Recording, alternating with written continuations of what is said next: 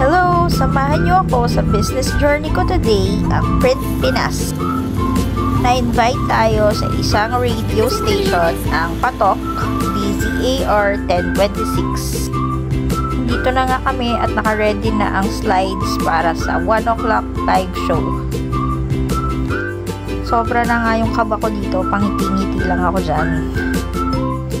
Pero no choice, lahat gagawin para sa brand na Print Pinas. Ito yung mga products namin, naka-display sa labas. Sinama ko ang buong team ko para sa display. Tinulungan nila ako.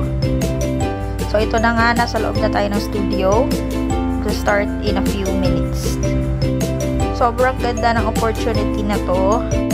And sobrang ganda ng experience na ma-share ko yung story ng life ko and my business journey. Thank you, Patok, DZAR 1026.